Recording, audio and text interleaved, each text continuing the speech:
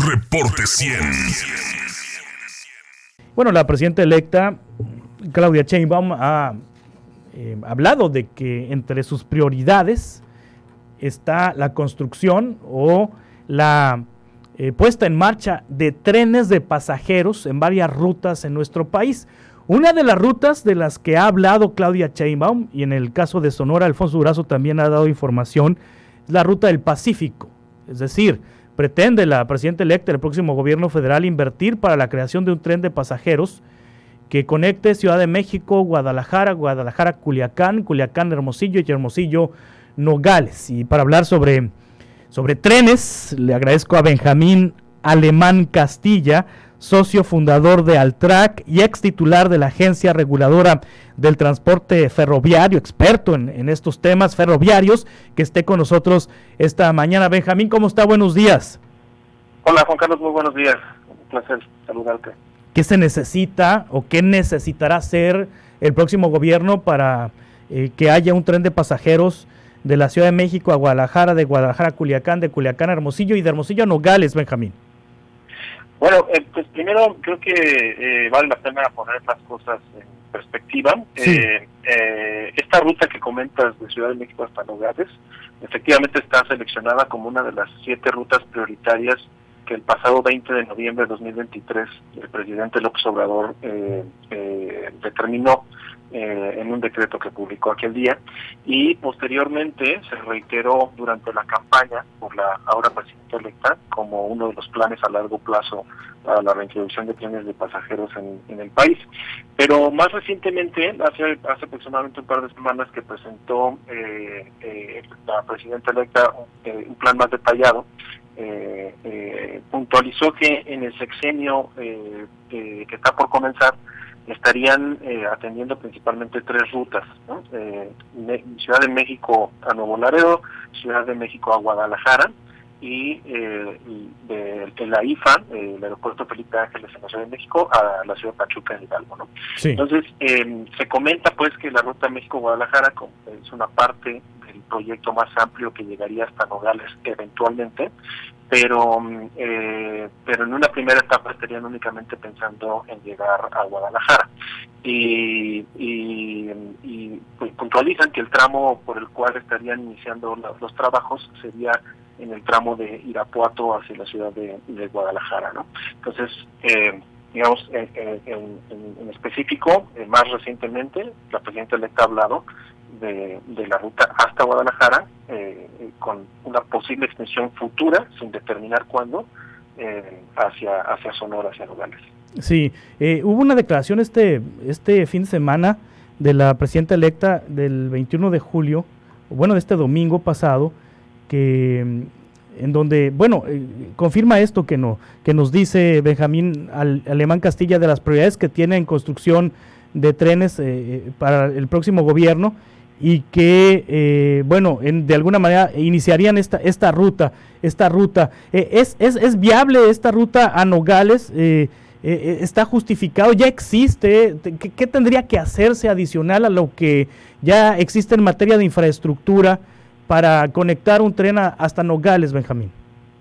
Bueno, lo primero que habría que hacer es determinar si existe precisamente la demanda, si precisamente hay gente que hoy haga ese traslado, digamos, de Guadalajara a Nogales, por otros medios de transporte, ya sea avión de bajo costo, autobús, automóvil particular, y que esté dispuesta a migrar a la opción del ferrocarril de pasajeros si esta opción estuviera disponible, ¿no?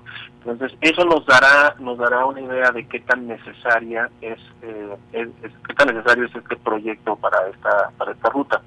En términos de infraestructura, hoy hay una ruta de carga que opera Ferromex precisamente, que llega hasta Nogales, en donde anteriormente circulaba el entonces llamado tren bala, ¿no?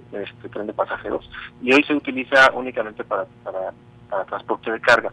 Es una vía sencilla, esto quiere decir que es una sola vía, un solo tendido de vía en todo el trayecto, y para no interferir el servicio de carga con el servicio de pasajeros, pues habría que pensar en colocar una segunda vía. Esto puede ser una vía paralela, aprovechando el mismo derecho de vía que ya existe para la vía de carga, ¿no? Entonces, sí. Y también considerando que la presidenta ha hablado de que los trenes de pasajeros serían eléctricos y alcanzarían velocidades promedio de 160 kilómetros por hora, pues eso implica hacer adecuaciones a la geometría y a la estructura actual de las vías. O sea, no podríamos utilizar la vía que hoy se usa de carga para electrificarla y meter un tren de pasajeros que circule a 160 kilómetros por hora sin afectar la operación del tren de carga, ¿no? Entonces, sí.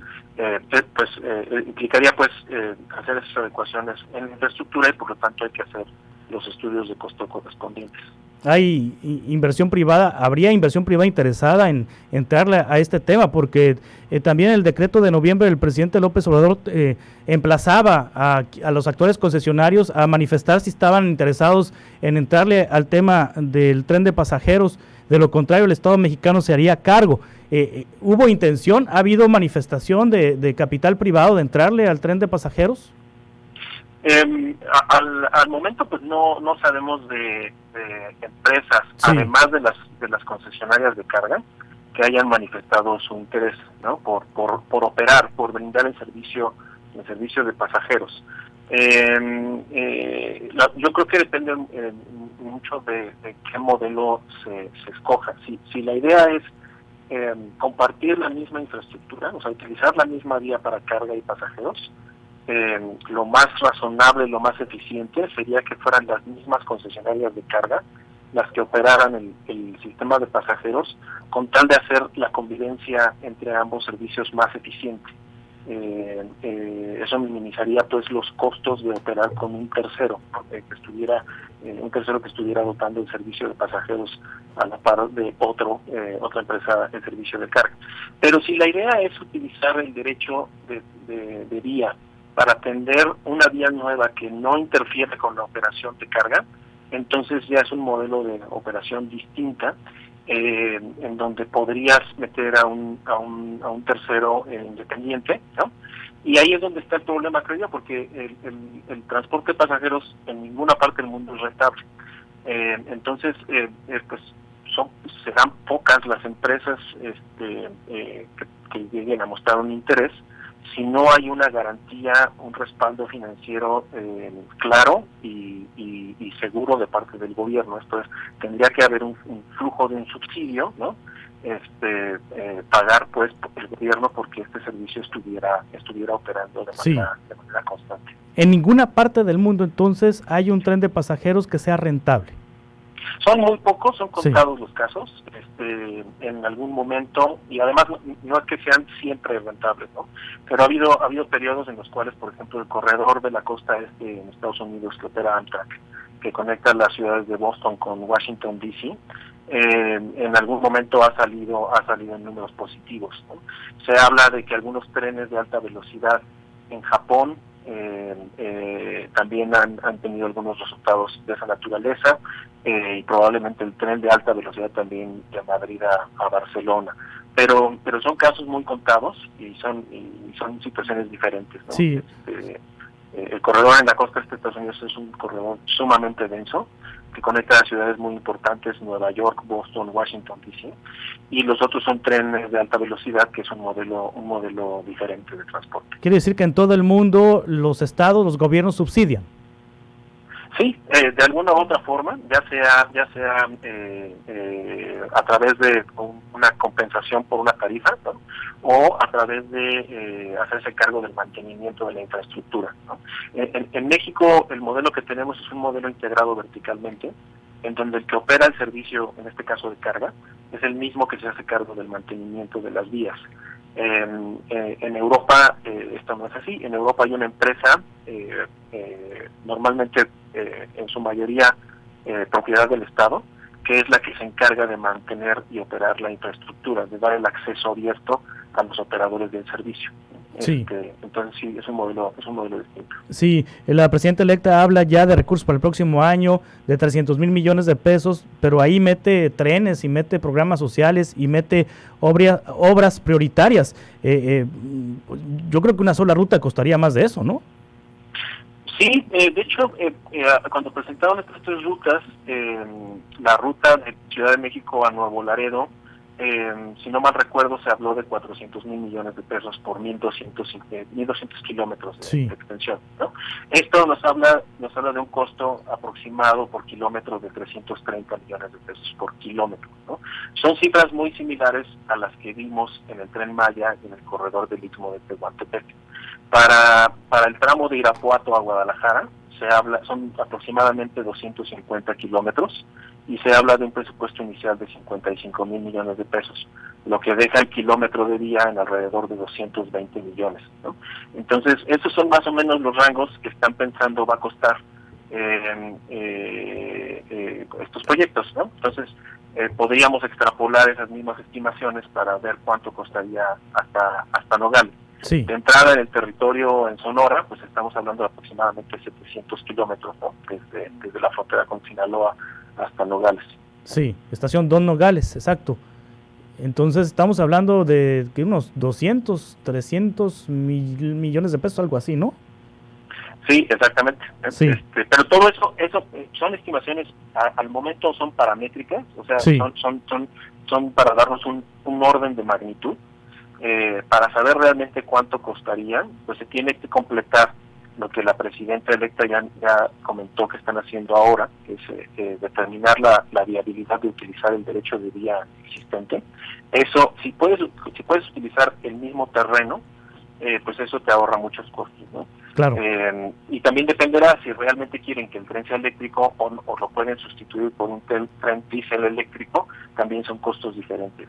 La velocidad máxima que se pretenda alcanzar también pues determinará las características geométricas que deberá de tener la vía y qué tipo de ajustes se le tendría que hacer a las curvaturas, a las pendientes, etcétera. Además, calcular cuánto se necesita subsidiar anualmente por la operación de un tren así.